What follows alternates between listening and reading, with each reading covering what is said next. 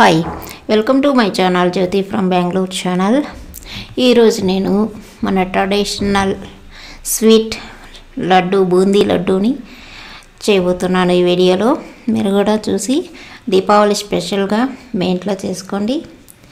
అలాగే దీనిని ఎలా చేయాలి, ఏమి ఇంగ్రీడియంట్స్ కావాలి అనేది నేను డిస్క్రిప్షన్లో ఇస్తాను. దాని ప్రకారం చేసుకున్నట్లయితే మీకు పర్ఫెక్ట్గా లడ్డూలు వస్తాయి. ఇప్పుడు చూద్దాం లడ్డు ప్రాసెస్ ఎలా చేయాలనేది.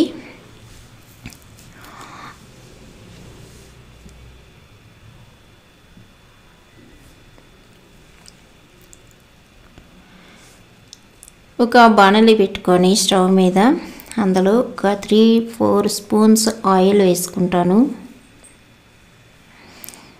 బాగా వేడెక్కింది బాణలి. ఇందులో మనం ఎక్కువగా కావాలనుకుంటే జీడిపప్పు, ద్రాక్ష ఎక్కువగా వేసుకోవచ్చు లడ్డూకి. లేకపోతే తక్కువగా చాలనుకునే వాళ్ళు ఒక 2-3 స్పూన్స్ వేసుకోవచ్చు. నేను 5 to 6 స్పూన్స్ చిన్న చిన్నదిగా కట్ చేసి వేసాను. అంటే 50 grams వరకు తీసుకున్నాను. జీడిపప్పు అలాగే కొంచెం ద్రాక్ష తీసుకున్నాను. 2 స్పూన్లు 50 grams జీడిపప్పు తీసుకున్నాను, అంటే కాజు. ఈ రెండు ఈ నెయ్యిలో ఫ్రై చేసుకుంటాము. కొంచెం బ్రౌన్ కలర్ వచ్చే వరకు ఫ్రై చేసుకొని తీసి పక్కన పెట్టుకుంటాము.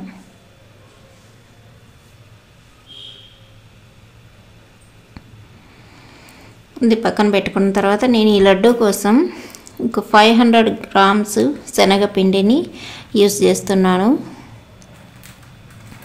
దీనిని ఒక పాత్ర పెట్టుకొని దానిలో జల్లెడ పెట్టుకొని మన ప్యాకెట్లో షాపులో నిల్వ ఉంటుంది. అలాగే ఇంటికి తెచ్చిన తర్వాత కూడా కొద్ది రోజులు నిల్వ పెట్టుకుంటాం కాబట్టి దీంట్లో ఉండలు కట్టేసి ఉంటుంది. అందుకోసం మనం జల్లించుకున్నట్లయితే నీట్గా మనం కలుపుకునేటప్పుడు ఉండలు కట్టకుండా స్మూత్గా ఉంటుంది బ్యాటరు. దానికోసం ఒకసారి జల్లించుకోవాలి. ఈ పిండి అంతా జల్లించుకొని నేను ఇక్కడ 500 grams శనగపిండి తీసుకున్నాను. దీన్ని నీట్గా జల్లి చేసుకున్నాను. తర్వాత ఇప్పుడు ఒక బౌల్ తీసుకొని ఈ పిండి అంతా బౌల్లో వేసుకొని కొంచెం కొంచెం వాటర్ వేసుకుంటూ మిక్స్ చేసుకుంటాం. ఈ పిండి ఫ్రెష్గా తెచ్చుకున్నట్లయితే మనకు లడ్డూలు బాగా వస్తాయి. కొంచెం ఎక్కువ రోజులు ఉంచుకున్న దానికంటే పర్ఫెక్ట్గా కాలేటప్పుడు పర్ఫెక్ట్గా వస్తాయి. ఫ్రెష్గా పిండి వేయించుకొని కానీ కొనుక్కొని కానీ వస్తే. ఇప్పుడు ఇందులో ఎక్కువ వాటర్ పోసేయకుండా కొంచెం కొంచెం వాటర్ పోసుకుంటూ, ఇందులో ఎటువంటి సాల్ట్ నేనేమి వేయట్లేదు, సోడా కానీ రైస్ ఫ్లోర్ కానీ ఏది వేయట్లేదు. ఓన్లీ బేసిన్ మాత్రమే యూజ్ చేస్తున్నాను, అంటే శనగపిండి. ఇందులో కొంచెం కొంచెం వాటర్ వేసుకుంటూ మిక్స్ చేసుకోవాలి. మన దోశ బ్యాటర్ లాగా, అంటే ఇప్పుడు జల్లగడ్డలో వేసుకుంటే ఇది మనం కదిలించకుండానే దిగేలాగా ఆయిల్లో పడేలాగా ఉండాలి ఈ బ్యాటరు. కొంచెం స్మూత్గా కలుపుకోవాలి. అందుకని పిండిని ఫస్ట్ జల్లించుకోవాలి. మీరు కూడా ఇలాగే చేసి చూడండి, పర్ఫెక్ట్గా వస్తాయి మీకు.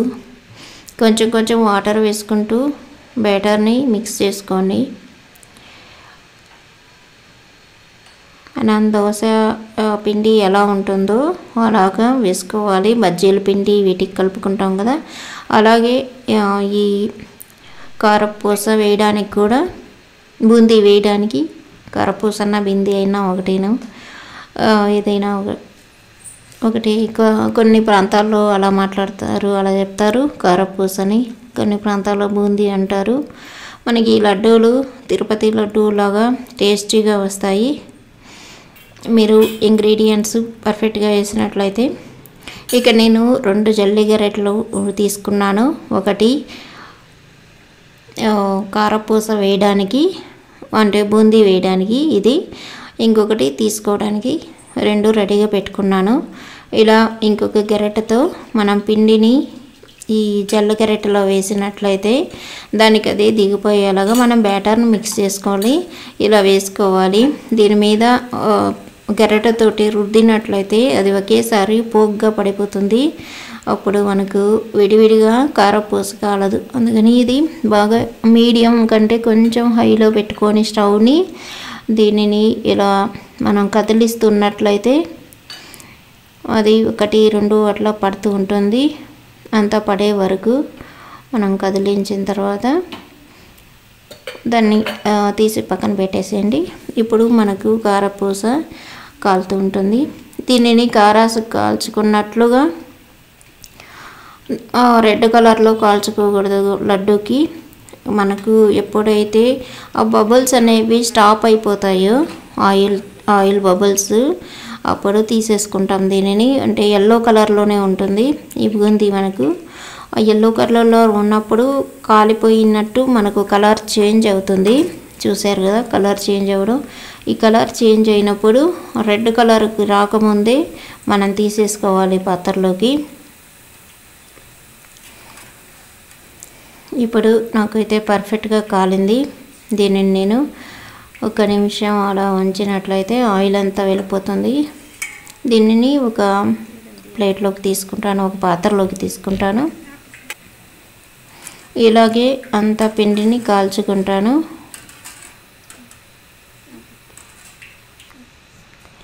మనం ఇంట్లో చేసుకునే స్వీట్స్ హెల్తీ కాబట్టి మీరు కూడా ట్రై చేయండి, బాగా వస్తాయి. లడ్డు చేయడం చాలా ఈజీ. ఇంకొకసారి కూడా వేయడం చూపిస్తున్నాను. మీరు ఇలాగే అది దానికది దిగేలాగా చూసుకోవాలి. గరిటెతోటి రుద్దినట్లయితే అంత పొగ్గా ఫాస్ట్గా పడిపోతుంది. అందులో ఫ్లేమ్ మంట కూడా మనకు ఎక్కువగా పెట్టుకున్నట్లయితే రెడ్ కలర్లో అయిపోతాయి. చూసారు కదా ఎల్లో కలర్లో ఉంది. బాగా కంప్లీట్గా కాలింది, కానీ రెడ్ కలర్లో గరగర అనేలాగా రాలేదు. ఇది మెత్తగా ఉండాలి లడ్డుకి, అది చూసుకొని. ఇప్పుడు ఇంకొక పాత్ర పెట్టుకొని దీనిలో 3/4 కప్పు వాటర్ వేసుకుంటాను. 500 గ్రామ్స్ శనగపిండికి 750 గ్రామ్స్ షుగర్ తీసుకుంటాను. ఈ షుగరు ఈ పాత్రలో ఈ నీళ్ళల్లో వేస్తాను. నీళ్ళల్లో వేసిన తర్వాత 750 గ్రామ్స్ అంటే మనకు ట్రెడిషనల్ వంటలన్నీ మన కొలతలతో చేస్తే కరెక్ట్గా వస్తాయి. మీరు కూడా ఇదే కొలతలు నేను డిస్క్రిప్షన్లో ఇస్తాను, వాటిని చదువుకొని చేసి చూడండి మీ దీపావళి పండుగకి. అందుకే ముందుగానే వీడియోని అప్లోడ్ చేస్తున్నాను. ఇంకా 1 వీక్ ఉంది దీపావళి. ఇప్పుడు దీనిని బాగా మిక్స్ చేసుకుంటూ ఉండాలి. మనం కలుపుతూనే ఉండాలి. ఈ షుగరు ఇది సిరప్ అయ్యి మనకు సన్నపాకం, అంటే కొన్ని ఏరియాల్లో సన్నపాకం అంటారు, కొన్ని ఏరియాల్లో తీగపాకం అంటారు, కొన్ని ఏరియాల్లో లేతపాకం అంటారు. ఏదైనా ఒకటేను. దీనిని బాగా షుగర్ అంతా కరిగిపోయి మనకు గెరెట పైకి ఎత్తినప్పుడు తెలుస్తుంది షుగర్ కరిగిందా లేదా అనేది. ఎక్కువ వాటర్ వేసుకోకండి, ఎందుకంటే చాలా టైం పడుతుంది. తక్కువ వాటర్ వేసుకున్నట్లయితే 1 కప్పు కానీ 3/4 కప్పు కానీ వేసుకున్నట్లయితే మనకు పాకానికి సరిపోతుంది. పాకం పట్టడానికి ఎక్కువ వాటర్ పట్టుకోదు. అది మనం గులాబ్ జామున్లు వాటికి వేసినట్టు ఎక్కువ వాటర్ వేస్తే అది చాలా టైం పడుతుంది మీకు పాకం రావడానికి. అందుకని తక్కువ వాటరే వేసుకోండి. ఈ షుగరు బాగా మిక్స్ చేస్తూనే ఉండాలి సిరప్ అయ్యే వరకు. మీరు మందపాటి పాత్ర తీసుకున్నట్లయితే అడుగు మాడకుండా ఉంటుంది, లేదంటే అడుగు పట్టేస్తూ ఉంటుంది. దీనిని కలుపుతూనే ఉండాలి మనం కంప్లీట్గా. ఇప్పుడు మనకు ఇలా బబుల్స్ వచ్చాయంటే మనకు వాటర్ డ్రై అయిపోయినట్టు. అందులో ఇక్కడ చూడండి మనకు ఎటువంటి షుగర్ అనేది కనబడట్లేదు. నొప్పుకైతే ఇప్పుడు కంప్లీట్గా అయిపోయింది. ఒక బౌల్లో కొంచెం వాటర్ వేసుకొని ఆ వాటర్లో వేసినట్లయితే మనకు ఇట్లా చేత్తో పట్టుకున్నట్లయితే అది 2 వేళ్ళకి కట్ అయిపోకుండా ఒక తీగలాగా వస్తుంది. ఇలా మనం చూసుకోవచ్చు మన పాకం కరెక్ట్గా తయారైందా లేదా అనేది. ఇంకొక వే ఏంటంటే మనం గరిట పైకి వెత్తినప్పుడు, ఇలా మంచి పైకి వెత్తినప్పుడు అది తీగలాగా మన గరిట నుంచి పాత్రలో ఉండే సిరప్ వరకు ఒక తీగలాగా ఉంటుంది. అప్పుడు పర్ఫెక్ట్గా వచ్చినట్లు. ఇప్పుడు నాకైతే పర్ఫెక్ట్గా సరిపోతుంది ఇది. ఇప్పుడు అయిపోయింది కాబట్టి స్టవ్ ఆపేస్తాను. స్టవ్ ఆఫ్ చేసి నేను ఇందులో స్టవ్ ఆఫ్ చేయగానే మనకు బబుల్స్ అన్నీ తగ్గిపోతాయి. ఇందులో మనం కాల్చి పెట్టుకున్నటువంటి బూందీని వేసేసుకోవాలి. వేసుకొని దీనిని బాగా మిక్స్ చేసుకుంటాము. ఈ సిరప్ వేడిగా ఉన్నప్పుడే వేసేసుకోవచ్చు, ఏం కాదు. చల్లారిందంటే సిరప్ మళ్ళీ గట్టిగా అయిపోతూ ఉంటుంది. అందుకని సిరప్ స్టవ్ ఆఫ్ చేసిన వెంటనే ఈ బూందీ ఇందులో వేసేసుకోండి. బాగా మిక్స్ చేసుకోండి ఫస్ట్. ఇప్పుడు దగ్గరగా పెట్టుకొని దీనిని బాగా మిక్స్ చేస్తాను నేను.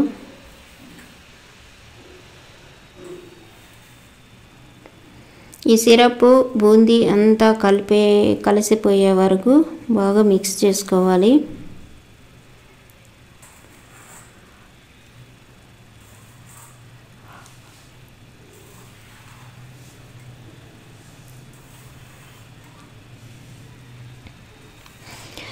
మీకు కానీ ఇది ముద్ద లడ్డు లాగా రౌండ్ షేప్లో ముద్దగా కానట్లయితే దీన్ని ఏం చేస్తారంటే ఒకసారి టెస్ట్ చేసుకోండి. ముద్ద చేసి చల్లార్చుకొని. ఇప్పుడు నేను జీడిపప్పు వేస్తున్నాను.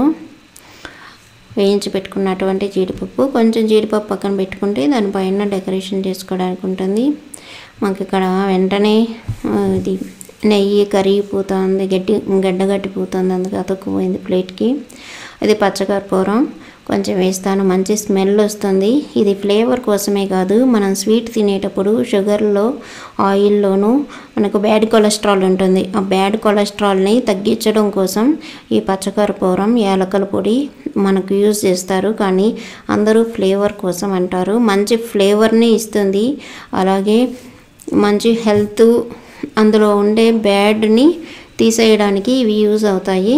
ఇది ఒక 2-3 ఏలకులు కొట్టుకొని ఒక 4-5 అయినా వేసుకోవచ్చు, మంచి ఫ్లేవర్ వస్తుంది. మెత్తగా దంచుకొని ఇందులో వేసి బాగా కలపదాము. ఇప్పుడు ఇది కానీ ముద్దగా అన్నట్లయితే మీరు జీడిపప్పు వేయకముందే ఒక మీ ఇంట్లో ఏదైనా చిన్న రోకలి అలాంటిది ఉన్నట్లయితే, లేకపోతే చిన్న పప్పు గుత్తి కానీ ఏదైనా ఉన్నట్లయితే దీనిని కొంచెం దంచినట్లయితే ఇది ముద్ద కట్టుకోవడానికి వస్తుంది.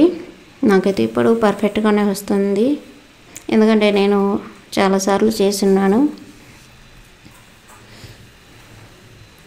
ఈ పప్పులు అన్నీ కలిసిపోయే వరకు జీడిపప్పు అవి అలాగే పచ్చకర్పూరం యాలక్కాయల పొడి వేసాను కదా, అవి ఒక దగ్గరే ఉన్నట్లయితే మీరు పచ్చకర్పూరం నేను చూపించినంత వేసుకోండి. ఎక్కువ వేసుకున్నట్లయితే చేదు అనిపిస్తుంది. చేత్తో నలిపేయచ్చు, లేకుంటే ఏదన్నా దంచైనా పిండి చేసి పచ్చకర్పూరాన్ని వేయచ్చు. ఇప్పుడు దీన్ని బాగా మిక్స్ చేసుకుంటాం. కొంచెం చల్లారిన తర్వాత 2 చేతులతో ఇలా ఒత్తుతూ ముద్ద చేసినట్లయితే మనకు లడ్డూలు ముద్దలుగా వచ్చేస్తాయి. దీన్ని లడ్డు ముద్ద అని చెప్తాం మామూలుగా. మన తాతయ్యలు అమ్మమ్మలు ఉండేటప్పుడు లడ్డు ముద్ద అంటుంటారు.